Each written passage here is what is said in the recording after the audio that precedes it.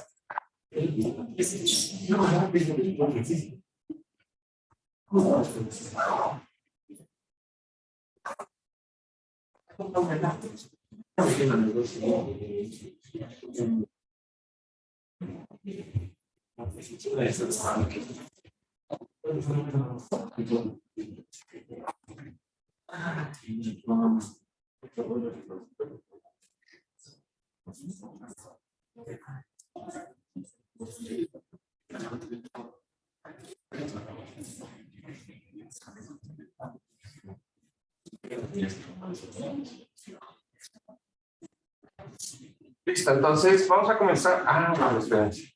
Me olvido de que. ¿Me escuchan en casa? Muy buenos días con todos. ¿Me escuchan en casa? Buenos días, Juan Carlos. Sí. Listo, entonces vamos a comenzar con la parte de la preparación, en donde, pues, para el día de hoy constaba de consultar cuáles eran los tipos de vehículos, ¿no?, que se utilizan en puentes, específicamente qué es el HL, ¿no?, 93. Entonces, me van a creer, les voy a mostrar a ustedes la ruleta. En casa no lo van a ver porque estoy conectado con el computador de aquí del salón y no con mi computador personal. Así que creo que faltaban 3 personas. Sí, o 4, porque una se escribió. Ya, creo que falta uno que es Alejandro López, ¿no? Alejandro, ¿estás por aquí? Sí, Juan Carlos, sí, estaba en línea. Hola, Alejandro. A ver, una pregunta para ti. ¿Tú te inscribiste recién? Entiendo que Sí, recién la anterior semana. ya. ¿Sabes cuál es la metodología de la preparación de cada semana? No. ¿Videos de la clase? Yo estoy ausente en todas las clases hasta ahora porque recién me inscribí el jueves de la anterior semana. Sí, pero los videos de las clases están en el curso de docente. ¿Los has visto?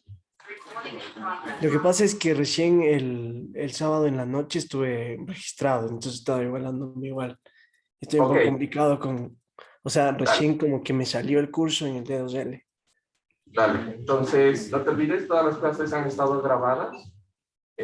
Así que puedes revisar desde la parte de sílabos, la primera clase de las introducciones. Por favor, revisa todas las clases.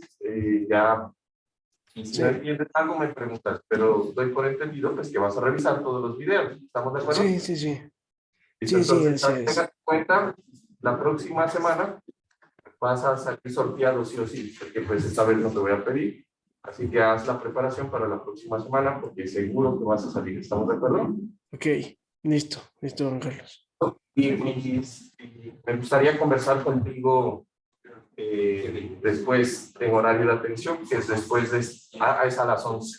11:30, de 11:30 a 1 en el link que está ahí la primera presentación del curso. Ese que dice Sila. Ahí mira el primer video y ahí vas a ver de dónde sacas el link. ¿Listo? Ya, perfecto. Listo, Alejo. Entonces, pues los participantes para esta semana van a ser Juan, Miguel, Isaac, de entrada, ¿no? Juan Estrella, Miguel Paz Niño, Isaac Terán, y déjenme mirar cuántos debían ser para este curso. No recuerdo cuántos deben ser para que logremos el mínimo al final del semestre de las clases. Bueno, por otro lado, también antes de empezar con esto de las preparaciones, quería comentarles lo siguiente. Yo tengo un viaje programado el día 22 de febrero, y creo que cae martes, si mal no estoy. Lo que quiere decir que con ustedes perderíamos la clase del miércoles. ¿Sí? ¿Estamos de acuerdo? Entonces el miércoles no voy a estar aquí. Entonces, para sustituir esa clase, quiero hacer este viernes una clase adicional. ¿Estamos de acuerdo? Este viernes vamos a tener una clase adicional. Entonces, sería bien si se puede hacer a esta misma hora el viernes, 8:30, por este mismo horario y este mismo canal. Aquí en el salón voy a ver si se puede pedir un salón, sino que ahorita como está pues todo este embrollo de las clases, que todo está presencial, puede ser que sea aquí presencial, y si no, para facilidad de todos, la haríamos en Zoom. ¿Listo? Entonces, ¿hay alguien que no pueda este viernes a las 8:30 una clase adicional? ¿En casa o aquí? ¿No? ¿Todo bien? Bueno, entonces lo voy a dejar de una vez puesto el link de Zoom, pues para los que vayan a asistir virtual, pues va a ser el mismo. Sin embargo, voy a ver si podemos hacer salón. En todo caso, inicialmente, si hay salón, yo les comunicaré por algún mensaje, o entre miércoles que tenemos otra clase, ya debería tener algún tipo de respuesta. Y si no, pues la hacemos por Zoom. Listo. ¿Estamos de acuerdo? De pronto, ¿qué prefieren? ¿Prefieren hacerla por Zoom y listo? ¿Qué les queda más cómodo? Para el viernes. Por Zoom, sí. ¿Por Zoom? ¿Les queda más cómodo por Zoom? Sí. ¿Sí? ¿Y en casa qué opinan? Levanten las manos los que prefieren por Zoom. Yo creo que Sí, por Juan Zoom Carlos, está por Zoom. bien. Ya. Entonces, la hacemos por Zoom. ¿Les parece? Listo. Entonces, listo. Así me evito también hasta el problema de estar buscando el aula que tenga computadora y toda la Zoom. ¿Listo? Juan Carlos, igual sería a las 8:30, si es que lo Zoom. Claro. Sí. Es para desocuparnos todos pronto. ¿Listo?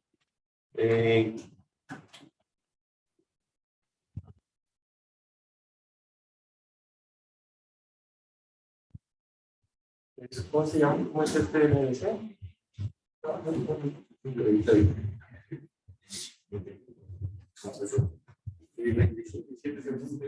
3705.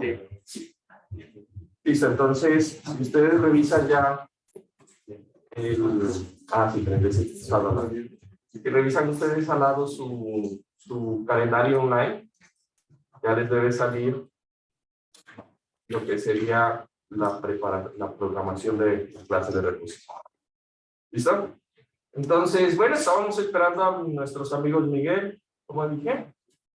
Miguel, Isaac, Juan, Miguel, Isaac, creo que así los nombres. Entonces, Juan Estrella.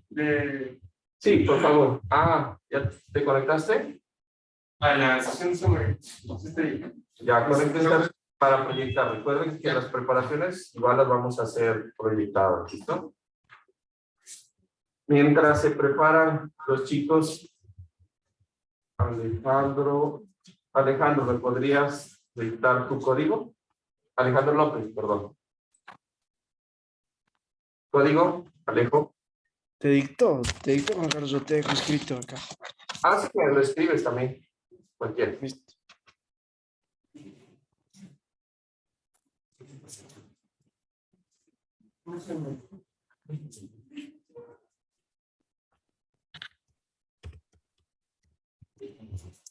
Listo, Juan. Listo. No se me. No se me. No se te une. Yo ahora estoy conectado, por si acaso. Dale, entonces arranca tú. Ah, pero para que habilite. Perdón, sí, listo.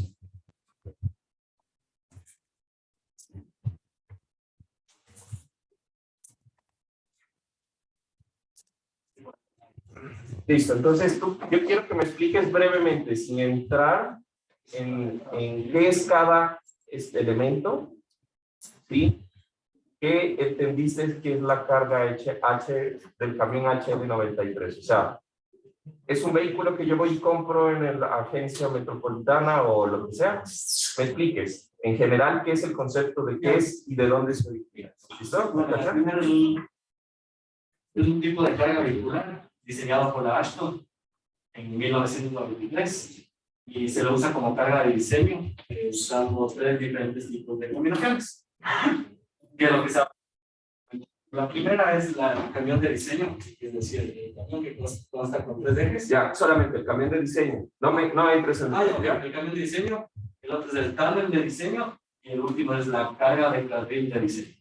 Listo. Entonces, esos son los 3 tipos de combinaciones. Entonces, cuando yo hablé de carga vehicular, tengo el camión, El camión, el tándem y la carga. la carga de la línea de carga. La carga de Listo, gracias. Baja, ¿me puedes bajar, por favor? Para ver qué es lo que tenías preparado. Déjame ver. Más abajo, más abajo. Aquí está. ¿Hasta ahí termina? Sí. Ajá. Amigo Miguel. Miguel, ¿no? Sí. Miguel. Listo, entonces el siguiente me va a decir qué es el camión. Entonces, ¿quién es el siguiente? ¿Juan? Ya, dale, Juan. ¿Ya te estás uniendo? Sí, ya de compartir. Ahí sí. Entonces, esto de 18 en esto de aquí. Ya, entonces, ¿qué es el camión? ¿Qué es el camión? O sea, el camión es las cargas de camión. Sí, ajá. Sí, explícame exactamente. Entonces, enfócate, ¿te puedes hacer zoom, por favor? No sé si se ve. Sí. Sí. Sí, te voy a quitar esto, ¿no? ¿Esto creo que sale ahí? Sí. Acá. Entonces, bueno, este camión tiene un eje tándem. Entonces, este eje tándem es el que produce una carga. Y aquí tenemos el camión, entonces se da por el camión también. Y Ya, aquí tenemos pero a ver, explícame las cargas, cómo se colocan. Bueno, tenemos una primera carga P que está en la parte inicial del camión, que vale 3.63 toneladas. Y de ahí tenemos 2 cargas más distribuidas, 4P. La primera es en este eje de acá, que es el eje tándem y el otro eje tándem y las distancias. Entonces las distancias van a correr como 27 metros. Y la tercera carga va a una distancia de 9.14. Ya. De ahí tenemos acá las dimensiones igual del camión que la separación de... ¿Y esas dimensiones son vistas el camión cómo? ¿Pero? ¿Cómo has visto esas dimensiones de ahí? Esto de aquí es la lateral, esto de aquí es la... Bueno, esto de aquí sería... Como una sección transversal. Ajá. Ya. ¿Qué significa ese 0.60?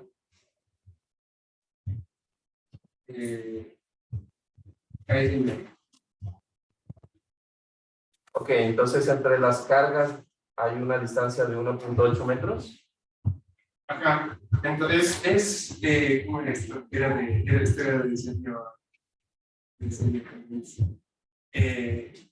Era para verle cuánto tenías de huellamiento. ¿Cuánto tenía de la carga? Para verle cuánto tenías de huellamiento para ponerle gente. huellamiento? ¿Cuánto la carga le podía hacer huellamiento al pavimento? Ya, pero eso es como de pavimentos, ¿no? ¿Qué? ¿Pero qué me estás diciendo? ¿El 1.80? ¿O? De la separación, o sea, porque la separación de las cargas. Ok, bueno, entonces en cada una de esas ruedas hay 14 toneladas. En los de acá, Ajá. en los de acá, no, era mitad, si ustedes se mal. Ya. Listo, gracias, Juan. Siguiente, me va a decir qué es el tándem, ¿no? ¿Quién es el siguiente? ¿Cuál dije? Yo, Juan Isaac. Carlos, yo soy el siguiente. Dale, Isaac, vamos.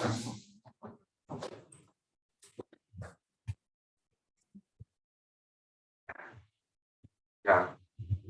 Entonces, me vas a decir qué es el tándem. El tándem de diseños.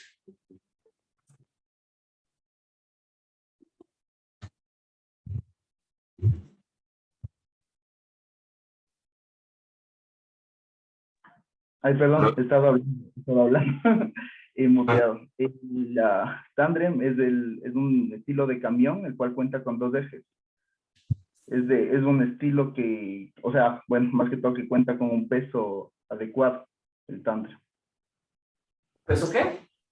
Un peso adecuado en cada llanta se le considera de 25 kilos. De 25 kilos. Ya, ajá.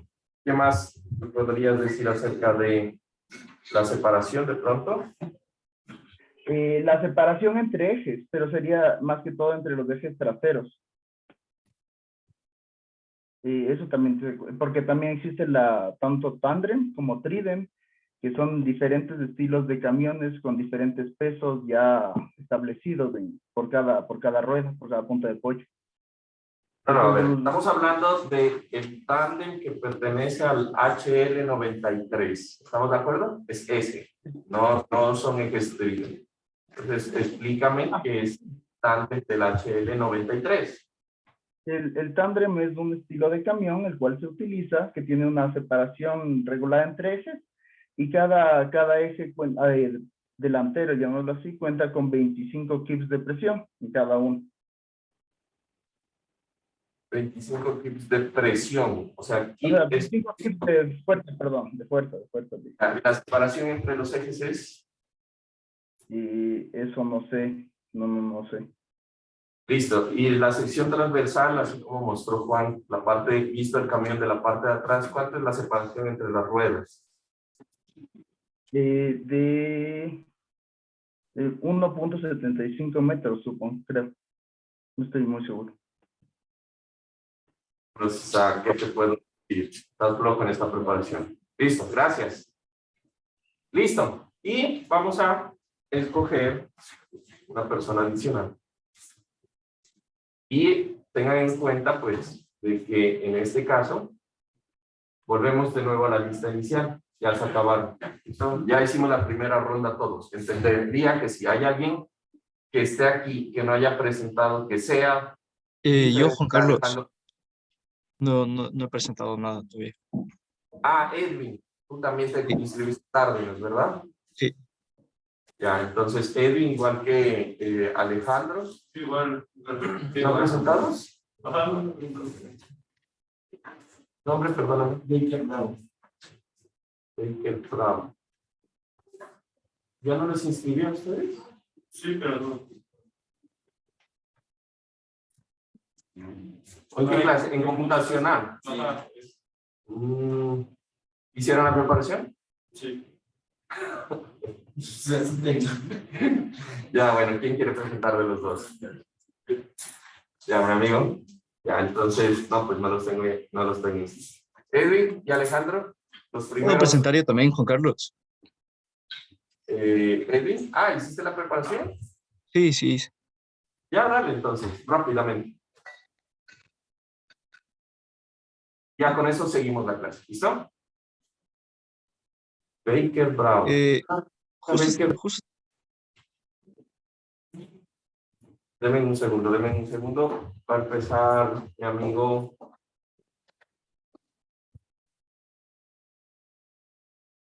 ¿Cómo es tu nombre? Discúlpame. Cristian. Ya no. Cristian Llano.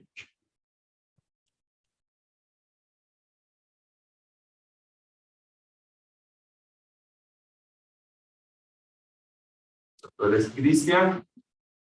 Te estoy confundiendo con alguien. un chico bien alto. No, no lo tomes a mal, sino que no sé por qué el nombre lo tenga asociado a esa persona. Que en línea es complicado, de verdad, es bien difícil. ¿Quién más? Christian Baker. ¿Y quién más no ha presentado? Ya me he presentado. Yo, Juan Javier. Carlos. Yo no he presentado. Ariel, deme un segundo. Ariel Sa. Claro, creo que entonces ustedes igual que... ¿A ti también te inscribí en computacional? Claro, entonces es Ariel Sarrubio. Ah, no, pero aquí no aparece. No aparece. Ah, pero tú no has presentado, pero es porque cuando te llamé la anterior semana no estaba. Entonces, ya te he llamado. Tengo aquí que te llamaron un día, el 17 de enero. Ah, la primera clase. Y no estabas. Por eso me aparece. Tú sí estás en la lista. Ah, ya. ¿Quién más? ¿Quién me Creo dijo que que yo no? no estoy en la lista, Juan Carlos. ¿Tu nombre? Esteban Hidalgo. A ver, Esteban Hidalgo. No, tampoco estás en la lista. No, es que yo también me inscribí al último. Creo que por eso. Sí. Pero bueno, eso es lo bueno, ¿no? Ya vamos viendo, ¿no? ¿Cuáles son? ¿Hay alguien más? Ok, listo. ¿Sigue, Cristian? ¿Eso estás presentando? Está presentando, creo que él. Ah, Edwin, por favor, ¿le permitirías dejar primero a Cristian, después vas tú?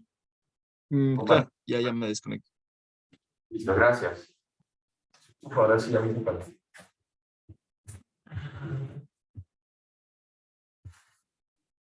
Lo del tándem, ¿verdad? Sí, tú me vas a decir lo del tándem. Ah, no, tú eras, no, ya dijo lo del tándem. Tú me vas a explicar qué es la línea de carga. Ya, bueno, la línea de carga se refería a una carga que está distribuida uniformemente del carril. La esta decía que teníamos un ancho de 3 metros para una carga de 9.3 metros. Distribuida uniformemente en la longitud del carril. Que podía combinarse con para tomar el máximo se combinaba, por ejemplo, con el diseño del tándem o con el diseño del camión.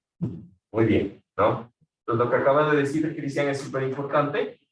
Cuando yo tengo la carga, la línea de diseño, esa línea de diseño, va a combinarse con el camión o con el tándem. Ya vamos a mirar bien exactamente. Gracias. Y Elvin. Sí, Juan Carlos, ya comparto.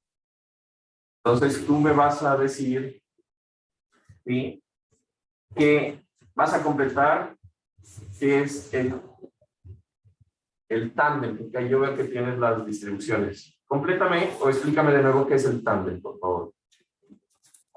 Ya, el tándem, bueno, son dos ejes espaciados por 1.2 metros de distancia. Cada eje tiene un peso de 25 kips. La distancia entre neumáticos de eje o sea, de eje es de 1.8 metros. Bueno, aquí se puede observar de mejor manera cómo están distribuidos los ejes y los espaciamientos. Los cuadraditos, como se puede observar ahí, dice que son 510 milímetros. Entonces, eso, 510 milímetros por 250 milímetros. Eso nos dice que es el contacto del neumático con el asfalto, en este caso. Y Entonces ¿qué más tendríamos, nos dice? ya, de pronto averiguaste una cosa que le faltó decir a mi amigo, creo que era Miguel. Ah, no, a mi amigo Juan. ¿Puedes subir a la parte del camión? ¿Al camión? Listo. Ahí, no, donde están las distancias entre ejes. Un poquito más abajo. Ahí. ¿Me podrías repetir las distancias entre el eje principal, el eje, esos que dice 4.3 y 9? Ah, ya, sí. Esta parte es algo que Juan no mencionó. Y él dijo, ¿le puedes dejar? No. Edwin, antes. Ahí, ya, quédate quieto ahí. No lo muevas. Ya. Y a esto. ¿Alguien sabe qué significa esto? ¿Alguien consultó qué significa esto? Dice el 4.3 a 9. Puede variar, eso es de los precios. Ya. Puede variar, ¿no? Es variable. Eso no mencionó Juan. Y eso es una de las particularidades. El tándem, la distancia es fija, ¿no? 1.2 metros, nunca cambia. En el camión, esta distancia puede variar. Mínimo, el 4.3, lo que hace que el camión sea simétrico. Y máximo 9 metros. Y eso es porque, por algo que ustedes vieron en análisis estructural, que es lo de las líneas de influencia. ¿Recuerdan qué son las líneas de influencia?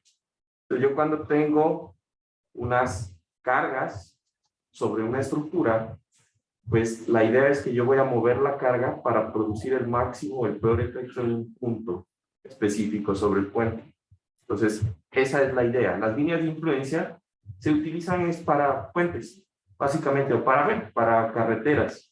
Ese es nuestro uso de eso que aprendieron de las líneas de influencia. Así que, por favor, revisen lo de las líneas de influencia. Recuerden, en análisis estructural 1 tuvieron que haber visto eso.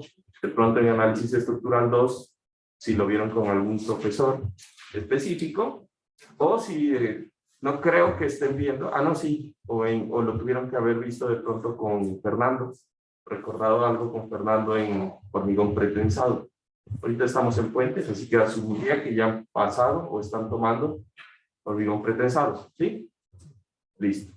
Entonces, recuerden eso, está en el libro de Casimales, lo de las líneas de influencia. Va a ser muy importante, muy necesario. ¿Listo? Listo, gracias, Edwin. Y yo creo que con eso terminamos por hoy las presentaciones. ¿Listo? Entonces, ¿qué vamos a hacer hoy? Rápidamente, vamos a hablar acerca de la geometría sobre el puente. ¿Estamos de acuerdo? Entonces, era un tema que nos quedó ahí en el tintero, más que todo por el computador y todo el tiempo que perdimos aquí con esto del computador. ¿Listo? Entonces vamos a... esto no me va a poder tapar. Vamos a hablar de esto. ¿Listo? Entonces, en la preparación de la anterior semana, ustedes hablaron o me mencionaban lo que era las partes, ¿no? El puente, todo ese sistema de los elementos que componen el puente. Y bueno, vamos a hablar un poquito acerca de eso, complementando y despejando dudas de lo que hicieron la anterior semana. Entonces, quiero que por favor, si no entendieron alguna cosa en específico, pues ¿listo? Entonces, ¿qué es la geometría? La geometría lo vamos a entender como las distancias, los anchos específicos, ¿no? De los elementos que conforman el puente en general. ¿Listo? Perdón. Voy a bloquear aquí para que no se esté dando la vuelta. ¿Listo? Y ahora, en la sección transversal, recuerden que nosotros ya hablamos que era una sección transversal. Yo voy a tener diferentes tipos de forma, ya las vimos la anterior semana, ¿no? Puedo tener un puente tipo losa, pilas T, dovelas, colgantes, bla, bla, bla. Y jugamos un poco con un puente colgante y en arco en el laboratorio, pues los que estuvieron por acá, los tuvimos, ¿no? Pero entonces, por cierto, estas imágenes, no se preocupen, están en el libro. Si ya encontraron el libro, pues de pronto dejan el espacio y después la recortan si es que pueden, ¿no? Listo.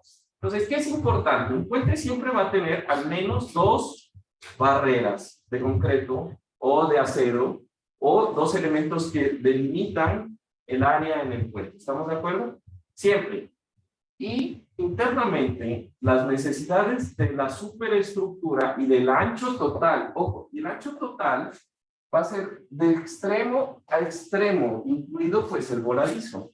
Un error común que saben hacer en los exámenes, aunque últimamente no lo han hecho porque lo recuerdo, es que me ponen aquí ponen la barrera y dejan un voladizo, que no sé para qué es. El voladizo hace parte del puente y su intención es que esta carga y el vehículo que esté por aquí tener un momento que contrarreste el momento interno de la luz, sin tener que poner vigas, ¿me entienden? O sea, tiene una función estructural el voladizo y hace parte de la estructura. Pues yo cuando hable del ancho total del puente es del extremo del voladizo al extremo del voladizo y todo eso es usable. ¿Listo? Ahora, dependiendo de la geometría, ¿sí? Y de la necesidad, pues ustedes pueden ver que en los puentes yo puedo tener la baranda, después un espacio peatonal, después una barrera que proteja al peatón, después un carril, ¿no? O dos, después un separador, así como es en el puente de los pájaros, ¿no? Puedo tener una ciclovía, bueno, eso va a depender mucho del diseño vial. Pues al inicio decíamos nosotros que la parte o la necesidad del puente hace parte de la vía. Pues yo no voy a tener un puente que sea más ancho que la vía que lo conecta, pues verdad, sería ilógico. De pronto un puente más angosto igual sería bien complejo, ¿no? Generalmente siempre tiene el mismo ancho de la vía. Y el requisito va a estar enfocado mucho en el uso. Entonces, si es un puente que es dentro de la ciudad, siempre vamos a tener, pues, que asegurar un paso peatonal. No necesariamente tiene que estar en los dos lados. A veces yo puedo tener un paso peatonal en el lado izquierdo o en el lado derecho, o una ciclovía bueno, independiente. ¿Listo? Entonces, en resumen, los requerimientos de espacio va a estar dado por el proyecto vial al cual pertenece el puente. Punto. ¿Listo? Ahora, ustedes aprenden en pavimentos pues que existen ciertos elementos. Ya vamos a hablar un poco acerca de lo que sería la parte de los elementos en general. Entonces aquí yo quiero que entendamos una cosa. El ancho total para mí, el ancho cuando yo hable de ancho total, va a ser el ancho incluido los andenes, las ciclovías, todo, ¿no? Las barreras, inclusive los espacios de las barreras, ¿no? Mientras que el ancho de vía, eso es otra cosa, el ancho de vía solamente va a ser los anchos por los cuales va a circular vehículos que serían autos o camiones o lo que sea. ¿Listo? Entonces, por ejemplo, en esa imagen, yo voy a tener, o tengo subrayado en azul, lo que es el ancho de vía. Y el resto, pues va a ser el ancho de la barrera, más un pedazo del andén, más la barrera que linea lo que sería la superficie. ¿Se entiende?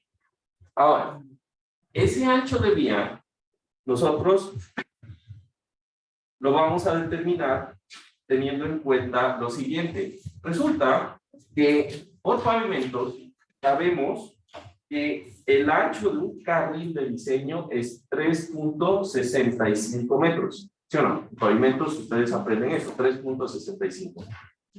3.65 metros en pies son 12 pies. ¿No? Recuerden esa conversión, ¿no? 3.65 metros o 12 pies. Cuando hicieron hoy la preparación, ustedes hicieron o hablaron del ancho del vehículo.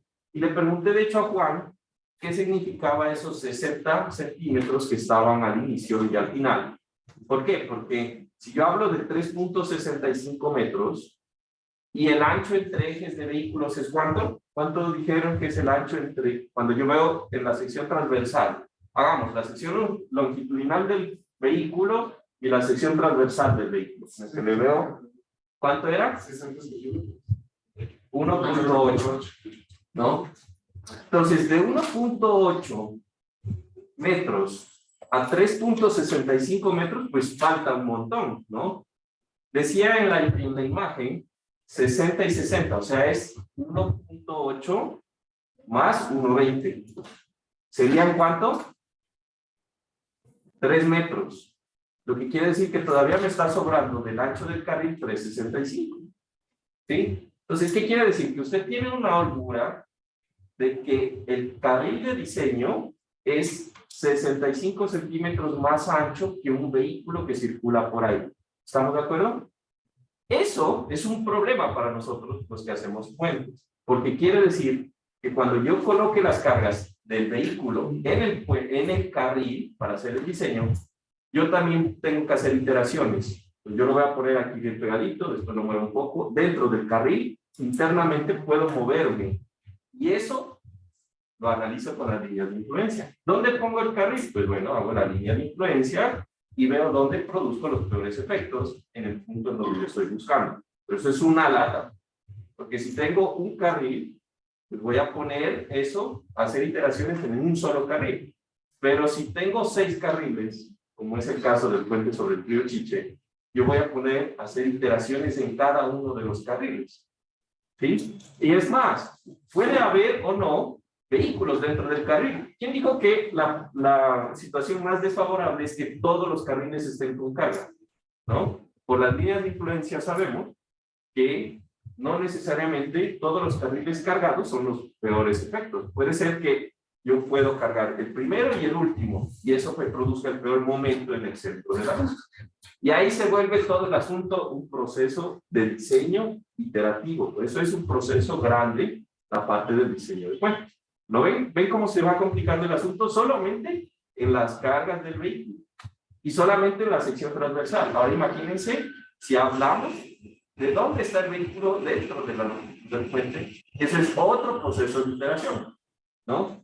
Entonces, la cosa se vuelve exponencialmente iteraciones. ¿Listo? Pero bueno, tenemos una buena alternativa y los puentes que vamos a alcanzar nosotros a jugar o a analizar dentro de la clase hacen parte de un grupo que se pueden diseñar por métodos simplificados de nivel AASHTO.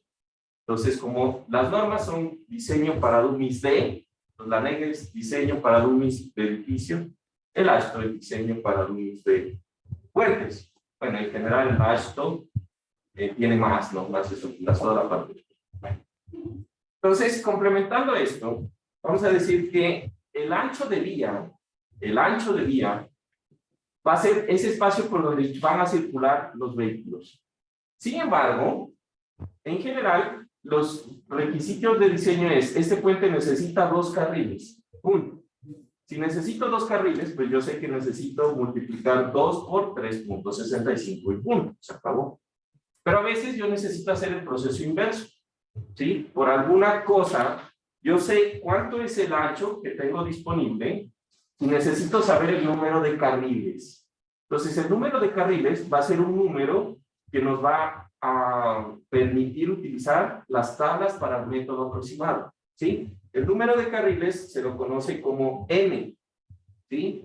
Y lo vamos a encontrar de una forma bien sencilla. Yo voy a coger el ancho que tengo disponible para transitar los vehículos y lo voy a dividir por el número de el ancho o por el ancho de lo que es el carril. En este caso, 3.65 metros o 12 pies. Y eso me va a dar un número, que puede ser un número con decimales. ¿Listo? Entonces, por ejemplo, si nosotros tenemos un ancho W, por cierto, el ancho de vía, yo le voy a llamar ancho W, y le voy a quitar todo lo que son parterres, barreras, ¿recuerdan? Puede haber aquí un parter, entonces esa vaina lo quito de ese ancho, ¿no? Entonces sería la suma de este pedazo más este pedazo que me queda sin incluir el parter. Entonces, si yo tengo un ancho de vía de 15 metros, pues voy a dividir que el número de carriles N va a ser 15 entre 3.65, y eso me da 4.11 carriles, 4.11 carriles. Entonces yo siempre voy a coger el entero. ¿Listo? Ojo, no voy a aproximar, siempre voy a coger el entero. ¿Ya? Otro ejemplo, si yo tengo un ancho de vía de 17 metros, ¿sí? Y hago la misma operación, me queda que tengo 4.7 carriles. Eso no significa 5, significa 4.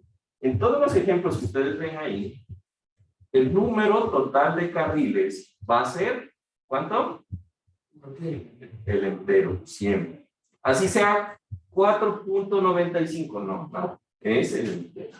¿Listo? Dime. Pero el ancho de vía con cuántos decimales nos quedamos, puede ser 15.65 o 15.6, 15.7. Ese sí puede ser el que tú quieras. Va a depender mucho del ancho de la barrera, cuánto vas a poner de andén. Pero eso, ahorita vamos a hablar, ¿cuánto es el ancho de un andén para una persona? Típico. Entonces, eso ya está normal. Okay. ¿Se entendió la parte de esto? Genial. Siguiente. Las bermas. Entonces, ¿qué son las bermas? Es lo mismo que ustedes aprendieron en pavimento. No es nada más ni nada. Entonces las bermas van a ser un sobreancho que es adicional y que va pegado al ancho de vía, ¿sí? Que va a servir de protección para los vehículos en caso de que se quiera bajar a orinar, se quiera bajar a tomarse una gaseosa, a tomarse una foto, o se le pinchó la llanta o lo que sea. ¿Listo? Es más, en Estados Unidos es tan importante que hay, no sé si han visto muchos videos en donde el policía lo para a usted, y coge y lo dice, sálgase aquí. Después hay un man que no se dio cuenta que hay vehículos parqueados y ¡pras! Se lleva todos los vehículos que están por ahí, ¿no? Y se salva, ¿no? Pero bueno, y hay casos al revés, ¿no?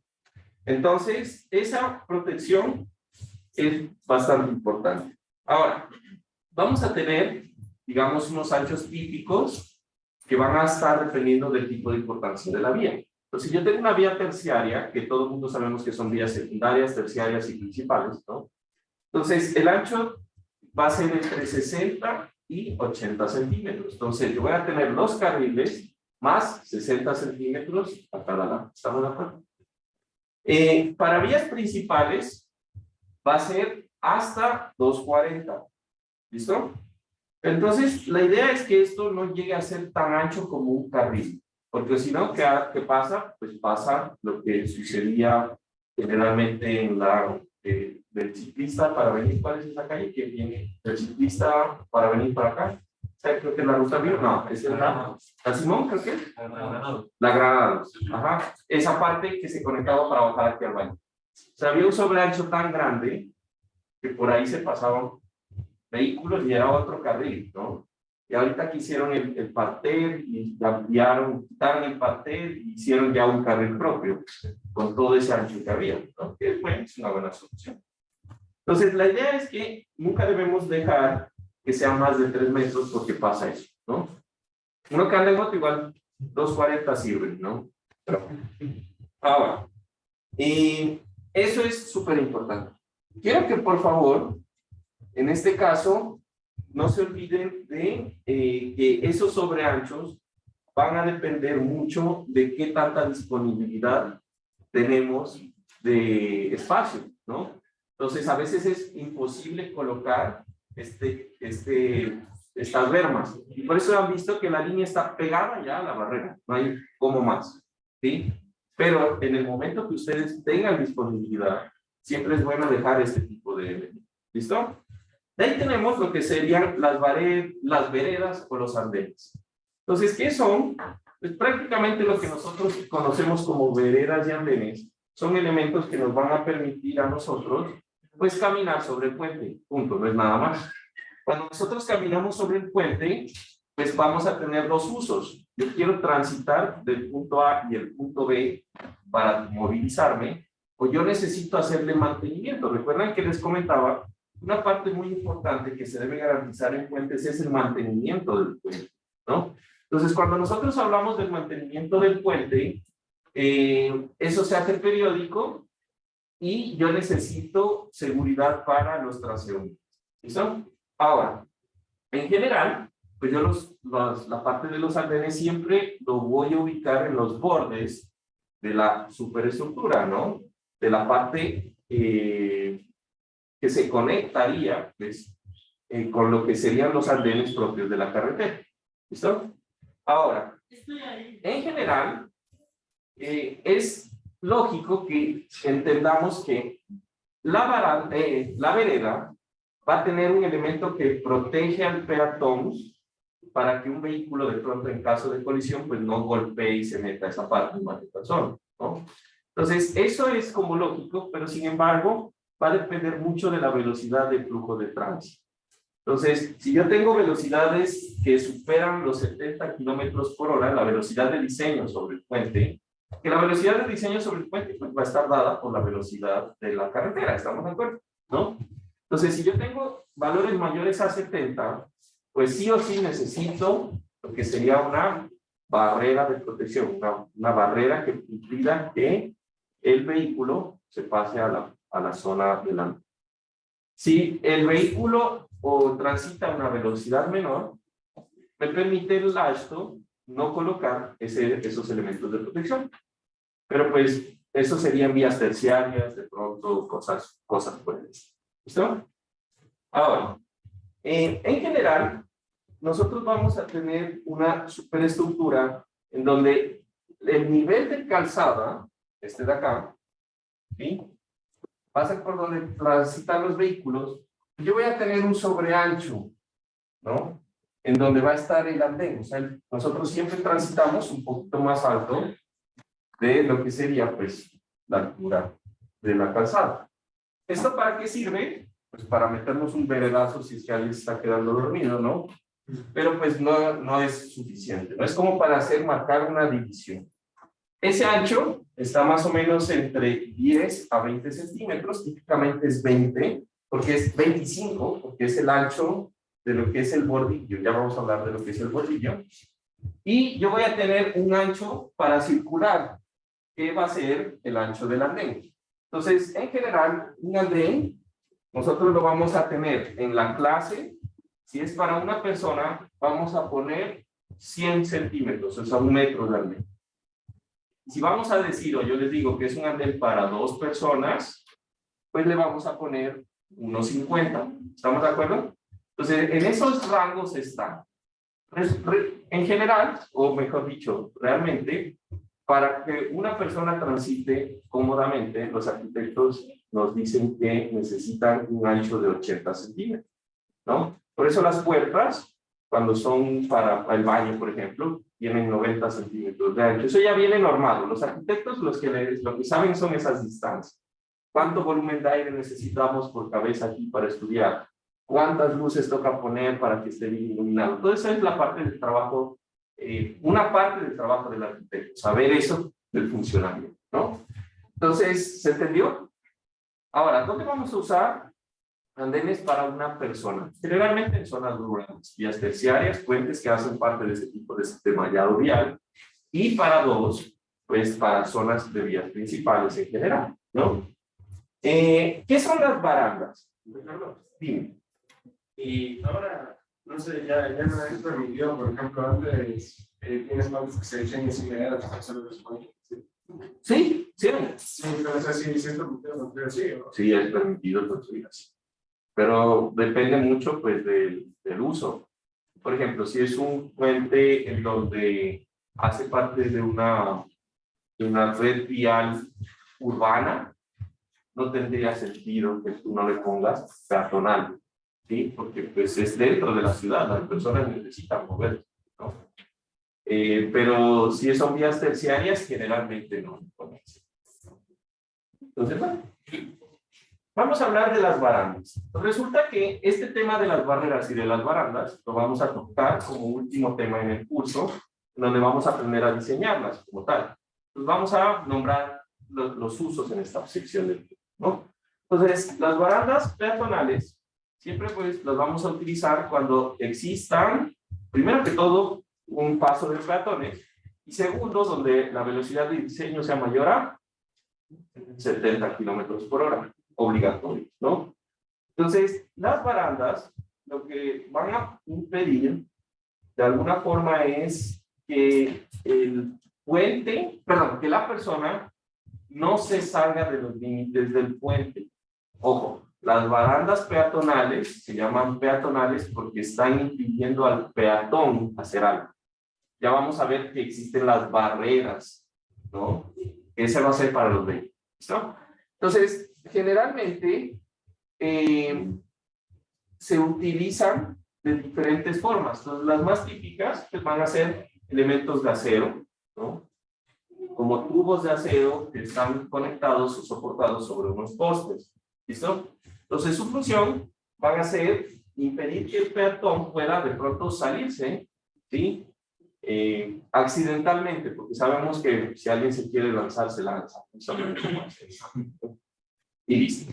Ahora, su altura mínima va a ser de 1.10 metros y cuando yo tenga de pronto ciclovías, pues la idea es que de pronto la persona no se salga, ¿no? Se pase, pues va a ser 1.40. También existen algunas que son diseñadas cuando tengo poco espacio para dividir o contener el vehículo adicional del peatón, ¿no? Entonces, las formas, ¿sí? Van a ser variadas.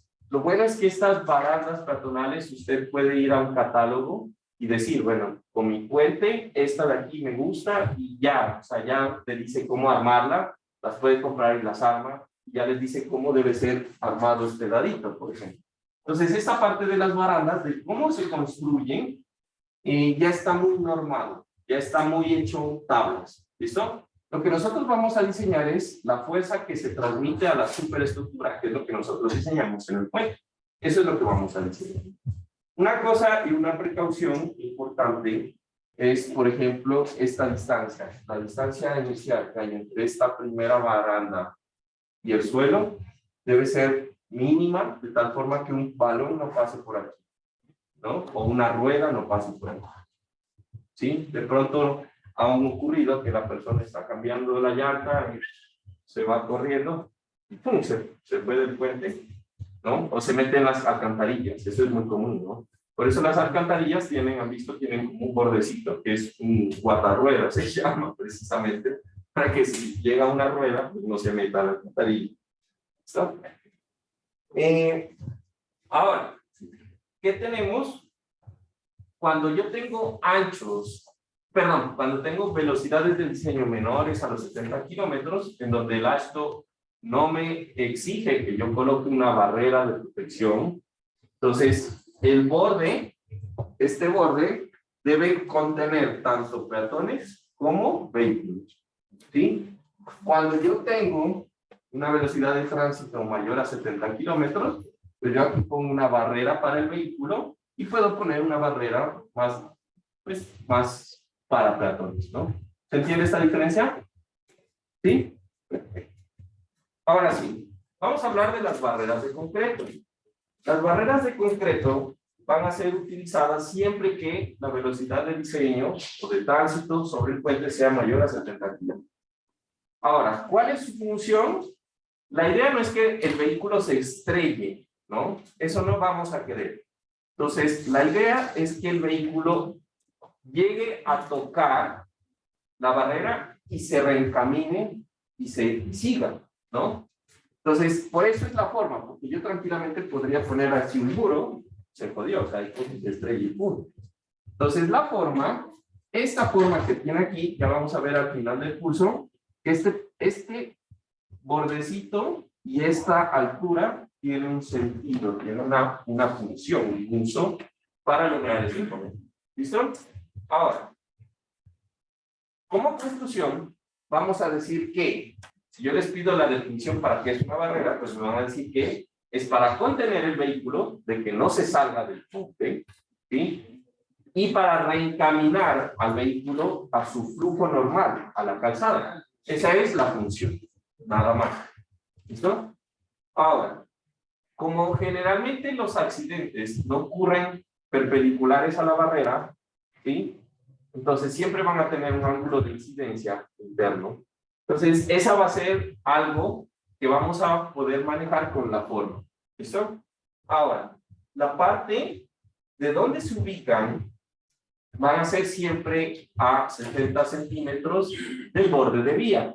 ¿Por qué 60? Porque dijimos que la berma mínima era de 60 centímetros y ese es el sobreancho en donde después de los 60 centímetros yo voy a tener la barrera de concreto para el vehículo. ¿Listo?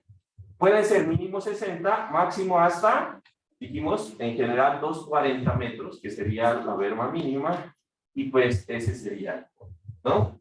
Ahora, existen barreras que pueden impedir o que pueden servir como separadores, ¿no? Entonces yo, por ejemplo, si cojo aquí y le hago un mirror a esta es una barrera tipo New Jersey, yo le hago aquí un mirror, entonces prácticamente voy a tener un separador central, ¿no? Para dividir lo que es la calzada, y en esa función, pues voy a impedir que el vehículo se pase de un carril a otro, que ha cobrado vidas, ¿no? Recientemente, el anterior semestre, un ex compañero suyo de ingeniería industrial murió porque el tipo se quedó dormido, se pasó al carril por donde él veía y lastimosamente. Sí. Y si estamos diseñando un puente en curva, la berma es mayor a 60 centímetros. ¿En puentes en curva? No, es o sea, en puentes en curva, de hecho, no debería ni existir bermas, porque en curva no te puedes estacionar, ¿no? Es prohibido estacionarse. Hacía como que para no se llevar una curva más. Ah, no, eso se garantiza con el peral y todo eso. ¿Listo?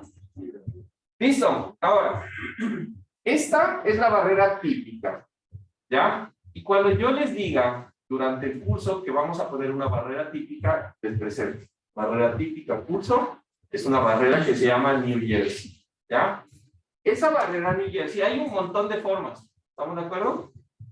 Va a ser, o va a tener un ancho, que no, bueno, la barrera New Jersey es, en el AASHTO tiene un código, esta forma es el código 25, tipo 25, y esta forma es la tipo 27.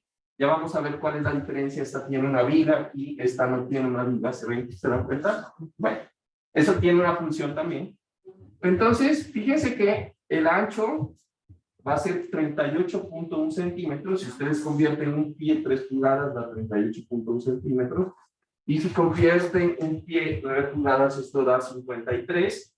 Entonces, para no complicarlos, cuando yo les diga vamos a usar una barrera típica, va a ser una barrera New Jersey, cuyo ancho lo vamos a tomar en 50 centímetros, punto. ¿Listo? Entonces, el ancho de la barrera va a ser 50 centímetros. El peso de la barrera, pues va a estar en la mitad de 50, o sea, 25. Aunque no sea verdad, realmente el centroide está como tirado a un lado. ¿Listo? Y cuando yo les diga cuánto es el área de la barrera New Jersey, va a ser 0.25 metros cuadrados. ¿Estamos de acuerdo? Esa es la barrera que nosotros vamos a tomar para el curso. Ahora, ¿por qué no voy a entrar mucho en detalle de estas barreras? Es porque en general las barreras son elementos que ya vienen normados. Igual que las barreras para peatones, usted va al AASHTO y dice, bueno, mi vehículo de diseño es tal, este es el que yo tengo que contener, entonces necesito una clasificación de barreras no sé qué, y aquí hay un catálogo de todas las formas que hay. ¿Listo? Entonces, como les mencionaba, en las barreras peatonales, en las barandas peatonales, nuestra función como ingenieros en la parte del diseño de puentes no es diseñar la estructura de la barrera, sino la fuerza que transmite al puente. ¿Listo? Básico. Pavimento. ¿Qué tenemos de pavimento? Entonces le llamamos pavimento, pero sabemos que puede ser rígido o flexible. ¿Estamos? Entonces, cuando hablamos del pavimento flexible, ¿sí? Pues es un material bituminoso en donde el espesor pues ya está normado más que todo por la superestructura que tenemos. Entonces recuerden, nosotros tenemos una estructura en donde la losa del puente siempre es de hormigón, ¿sí? Sin embargo, pues como la losa siempre es de hormigón, pues yo voy a tener que encima de eso puedo tener aparte una estructura de concreto, que es en la superficie de rodadura, o una estructura de pavimento. Nosotros no transitamos directamente sobre la losa superior del puente. Siempre hay algo que protege esa losa para que no existan daños. ¿Listo? Y que pueda ser reparado. ¿Listo? Ahora, el espesor pues va a estar determinado por el TPD, TPDA o lo que sea, ¿no? El diseño del pavimento, ¿sí? Y digamos que en el diseño estructural, ustedes recordarán por allá cuando miraban pavimentos que el espesor de la capa de pavimento pues está dado por el material de su base, ¿no? O la base, si es que es un material, dependiendo del tipo, ¿no? Su base, rasante, bueno, todas esas cosas. Aquí, pues tenemos un material supremamente importante, que es una losa de hormigón. Entonces, generalmente se coloca directamente sobre eso, ya no necesito capas. Pongo el pavimento rígido o el espesor pues, del pavimento flexible. Para nuestro curso, ¿sí? Nosotros vamos a considerar para los cálculos un espesor de 10 centímetros. Entonces, ustedes dirán, bueno, pero 10 centímetros es mucho para una losa de hormigón y es exageradamente muchísimo para una losa, para un espesor de pavimento, ¿no? Pero esto es debido a que generalmente en puentes, dependiendo del municipio o del cantón, o bueno, de la ciudad, los puentes lo que hacen es que ven que se está fisurando y le ponen otra capa encima. Y eso es peso, ¿no? Entonces, aquí en la ciudad de Quito, pues sí tenemos lo que son las fresadoras. Los retiran la capa vieja hasta un nivel y le ponen una capa nueva. Pero en algunas ciudades no existe ese tipo de tecnología y lo que hacen es que medio reparchean y ponen sobre la que estaba una losa y eso empieza a sumar, ¿no? Entonces vamos a considerar 10 centímetros para considerar ese sobreancho que se produce por los recapeos en la superestructura. ¿Listo? Ahora, losa de transición. La losa de transición va a ser un elemento que es muy importante en el puente. ¿Por qué es importante? Pues porque va a ser el elemento que une la carretera con el puente. Entonces ustedes van a decir, bueno, pero no tiene sentido. A ver, si yo ya vengo con una carretera, pues cojo y uno la carretera con el puente y punto. O sea, ¿para qué necesito hacer una losa de transición? Esto es porque detrás del estribo, recuerden que el estribo es el elemento que soporta el puente. Detrás del estribo yo tengo que hacer un mejoramiento del terreno para que las fuerzas que transmita la superestructura pues se irradien en el terreno que está soportando el estribo, ¿no? Entonces, el material detrás del estribo es un material de mejoramiento, de reemplazo, y sobre él va a venir esa losita de transición en donde yo aquí tengo terreno natural y espesor, base, subbase, lo que sea, y carretera. Tengo aquí un material mejorado y en eso voy a poner una losa que debe ser supremamente bien rígida para que no existan deformaciones, problemas en esta lista. Ese espesor de la losa generalmente es de 20 centímetros. No hay que hacer mucho problema en eso. Y lo que vamos a tener es que con los elementos de la losa de transición y lo que serían las juntas de dilatación, pues genere el análisis, el acople entre los dos elementos. ¿Listo? ¿Preguntas? Listo. Una pregunta. ¿Quién es el encargado de que vea que cumple con cada cosa del puente, con las alturas? O sea, en un proyecto, Claro, ya ya cuando va se diciendo que están cumpliendo con todas las normativas, los espacios en la zona. ya. Generalmente los puentes son una estructura, digamos, ¿cómo sería el proceso? Entonces el municipio ve la necesidad de hacer un puente. Y en la necesidad de ver un puente, lo que hacen es un proceso de licitación, en donde hay varios ingenieros que presentan su propuesta, ¿no? Entonces, en los estudios, en la propuesta, existe un equipo de ingenieros de la parte del municipio como tal, y un equipo de ingenieros que hace la propuesta. Entonces, esas propuestas se revisan en eso y se miran los desplazamientos. ¿Listo? Una vez que ya está hecho el proyecto, en donde se supone que tanto el municipio como los ingenieros revisan y ven que cumple las normativas, en obra, el que se encarga de que los planos de detalle que están cumpliendo las normas queden bien, pues es la parte de la fiscalización, le llaman. En Colombia se llama interventoría, el interventor, el fiscalizador, y el grupo de ingenieros que hacen parte de ese grupo. Entonces ellos revisan que sí específicamente sea el hormigón que es, los espacios que es, los anchos, todo eso. ¿Esa era la pregunta? Sí, gusta. Listo. Ahora, vamos a hablar de el código. Entonces nosotros vamos a trabajar con este librito. Quiero que por favor le tomen una captura de pantalla y lo busquen y lo descarguen, los compren por internet con licencia. ¿Listo? Entonces, ese librito de aquí en adelante es mandatorio, es obligatorio. ¿Listo? Todo el mundo lo va a buscar de aquí para la próxima clase. Lo deberían tener. Porque con ese es específico del AASHTO para el diseño de puentes. Ahora, este es el libro que les mencionaba, que mandamos a comprar. Y la última versión es la 9ª. Ahí dice 8ª. ¿Ya? ¿Por qué? Porque por internet, última que hemos podido comprar por internet con licencia libre es la 8ª. Si alguien consigue la 9ª, por favor, nos pasa el link para ver dónde lo compramos. ¿Listo? Sin embargo, como no existe, ya mandé a comprar el libro. El anterior semestre, al inicio del anterior semestre, ya me dijeron que al inicio de este lo compraron. Entonces esperaríamos que a mitad de semestre llegue el libro, ¿no? Porque es en formato, o sea, no, yo quería comprarlo en PDF, pero no me permitieron, ¿no? Que tiene que ser un libro físico porque debe estar en la biblioteca. Y ya. Entonces, hasta que llegue el libro, vamos a trabajar con esto. Igual, lo que de normativa a normativa no es que cambia mucho, aunque esta es del 2017, la última es del 2019, esperaría que no cambie mucho, pero bueno, vamos, cuando llegue la nueva versión, vamos viendo cuál es la diferencia en general, porque generalmente no cambian en todo el documento, no es que cambian todo el documento. Otro que quiero que descarguen es este, ¿no?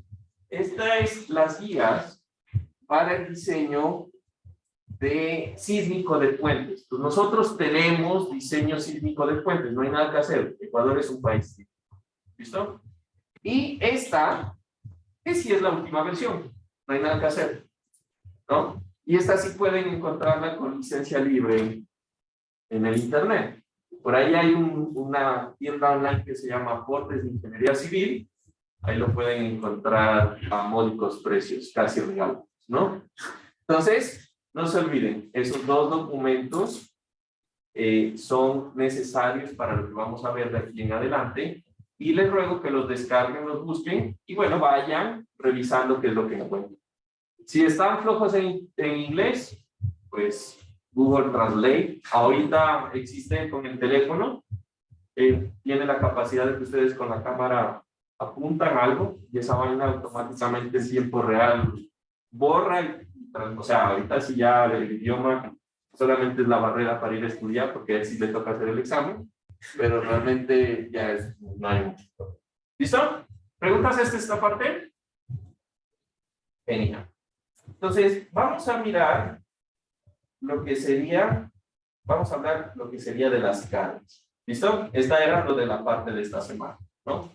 Entonces, resulta que en puentes tenemos un montón de cargas, y como en todos los códigos, las cargas tienen una nomenclatura. Entonces, en la edad, digamos, para el diseño de edificios, la carga muerta siempre se conoce como, o con la letra D, ¿no? De dead, carga muerta. La viva, live. La de sismo, E, ¿no? De earthquake, ¿no? Y así, en general, para edificios solo tenemos viento, lo que serían empujes de tierra, lo que serían lluvias, granizos o nieve, muerta y viva. 6, ¿no? En puentes hay un montón. Hay más de 16 cargas. ¿Listo? Por todos los efectos que ocurren por ahí. ¿Qué sucede? Vamos a hablar de las principales. Resulta que hay muchas que van a depender de que el puente, por ejemplo, está en un río, por ejemplo, o como los que vimos en las fotografías, que la pila está en el mar o en un flujo, ¿se entiende? Entonces, ese tipo de superestructuras, pues, ustedes entenderán que por el tipo de luz, pues voy a necesitar puentes o colgantes, o en novelas sucesivas, o puentes atirantados, que salen del alcance del luz. Entonces, nosotros vamos a ver las más importantes, que van a ser las que vamos a manejar durante el ejemplo que vamos a hacer en la clase. ¿Listo? Entonces, para cargas, nosotros vamos a tener dos tipos o dos clasificaciones. La primera son cargas permanentes y la segunda son cargas transitorias. Las cargas permanentes se van a dividir a su vez en algunos tipos. ¿Listo? Entonces, los dos principales van a ser lo que sería la carga muerta, que vamos a llamar de componentes o DC. Dead components, ¿ya? ¿Qué es el peso propio de los elementos del puente? También tenemos la DW, que es la carga muerta de superficies o de recubrimientos o de wearing, ¿no? Y por ahí tenemos la que vamos a hablar en esta parte, que sería la típica, que sería la depresión de terreno E por Earth, ¿no?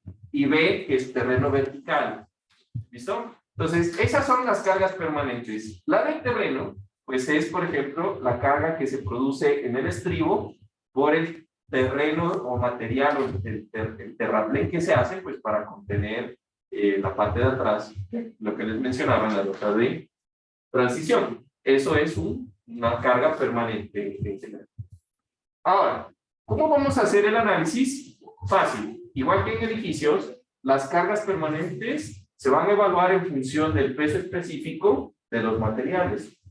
Y para eso existen tablas, ¿no? Entonces aquí está una tabla de ejemplo en donde para el AASHTO nosotros tenemos las principales. Superficies de revestimiento bituminoso, o sea, asfalto o pavimento, el peso en KCF, que son kips por pie cúbico, que son pesos, en este caso sería pesos específicos, ¿no? Kips por pie cúbico. Y ese valor de 0.14 equivale a 22 kilómetros por metro cúbico, ¿no? Ténganlo en cuenta ahí. Siguiente, concreto, de peso normal, 0.145, eso, kips por pie cúbico, me da 23.54. Estos son los que vamos a utilizar nosotros.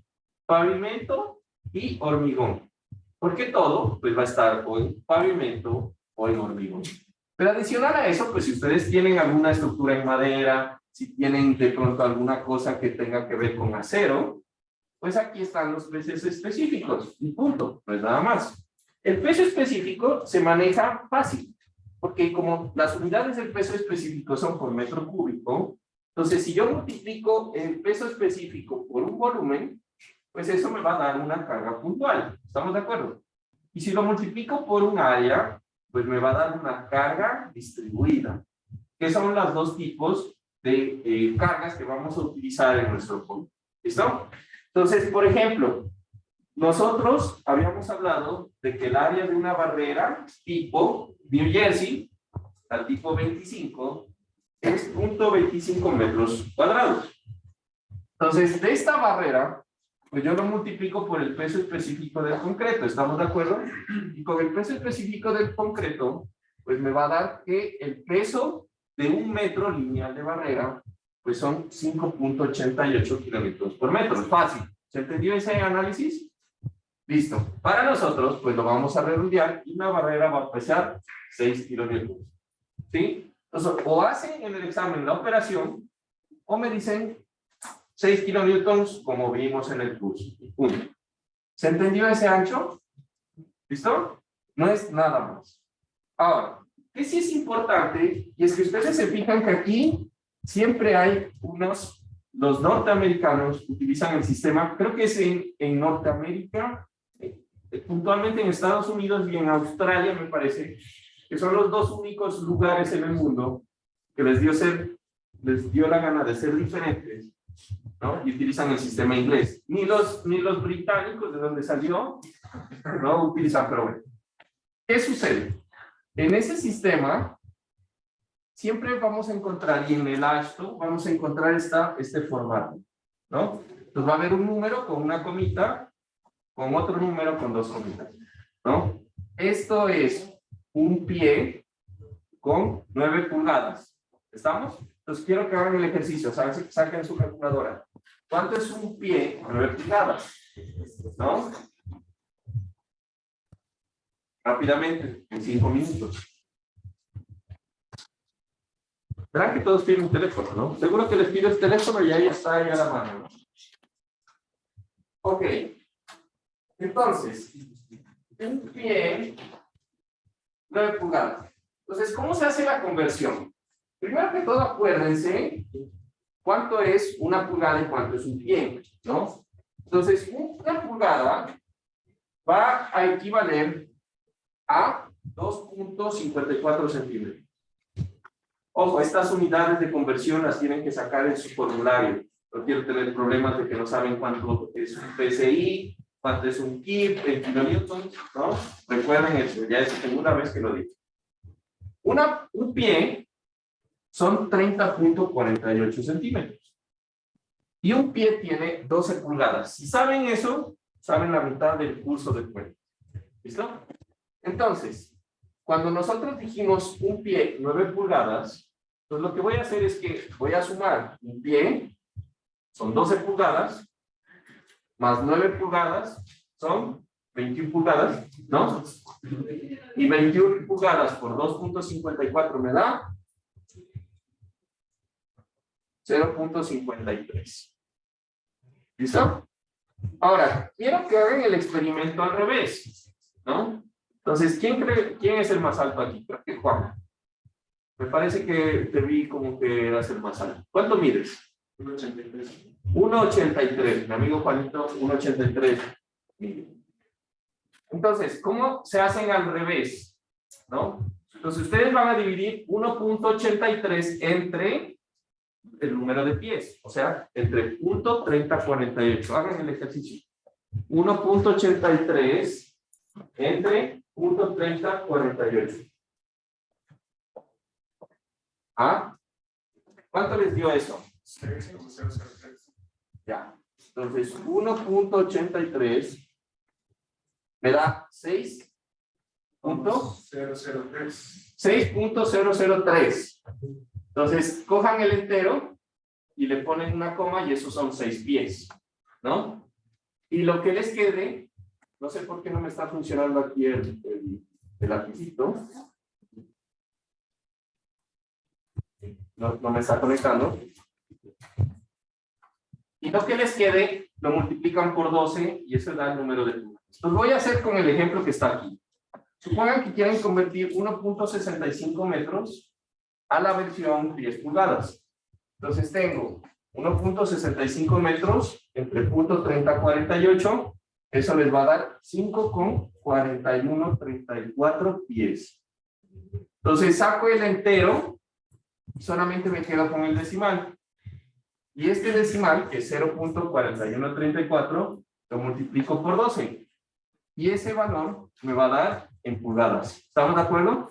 Aunque parece tonto, a veces tienen problemas con ese factor de conversión. Esto quiere decir que son 5 pies, 5 pulgadas en este ejemplo. Lo quería hacer con la altura de mi amigo Juan, pero no. Listo. Antes de eso, Juan quería comentarnos algo. En esos últimos 3 minutos, Juan es un empresario. Tenemos empresarios dentro de nosotros. Me ha pedido que le regalen unos 2 minutos de su tiempo para que lo apoyemos en sus cosas. ¿Listo? Gracias.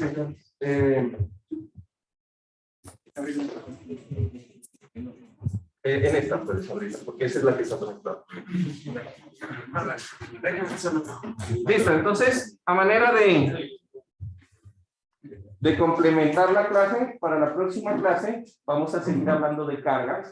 Por favor, no se olviden de buscar el documento del AASHTO. Más que todo, no se olviden de traer su calculadora para lo que sería el resto de la clase. Pero búscale ahí. Es que no el técnico, No tengo. Bueno, chicos, solo les robo 2 minutitos. ¿Ya? Yo fundé el primer cine abierto del país. Entonces es un cine al aire libre donde tú vas en un espacio de césped, llevas tus cobijas, llevas tus almohadas, proyectas la película y disfrutas así. Y nosotros lo ligamos con arte y con naturaleza. Entonces estamos ubicados en la Casa Galería Sara Palacios, que queda a 12 minutos de la U, en Nayón. Lo que te incluye tu entrada es la proyección de la película, para la que obviamente pagas, un afiche realizado por nuestros artistas de cómo hubiera sido la película si es que ellos lo hubieran creado. O sea, es algo súper loco. Lo que nosotros queremos es que ustedes lleven a su casa una obra de arte y que la tengan. Entonces, por ejemplo, la anterior semana proyectamos Spider-Man 2, la de Tobey Maguire, y una de nuestras artistas hizo un afiche que está súper increíble. Entonces, el chiste es que esto venga con su entrada y que ustedes puedan tenerla, y así, si es que vienen a ver una película que les gusta, se lleven algo más que nunca han tenido. Ya, aparte de eso, también les incluye un tour guiado por los espacios de la Galería Sara Palacios. Es un museo súper diferente, entonces sé que estamos acostumbrados a no tocar cosas, pero acá van a poder interactuar con las obras, van a poder tocar las obras, o sea, no es como un museo normal. Tienen ingreso en nuestra plaza comercial, donde van a ver full emprendimientos locales y negocios aliados. Tienen una separación de total marca para que ustedes también puedan se puedan acostar. Ya les dije que traigan sus almohaditas, traigan sus cobijas, pasen súper chill. Creo que son estos los... Sí, bien, gracias, Carlos. Sí, mira, por ejemplo, esta ficha de aquí es de The Witch. No sé si se han visto.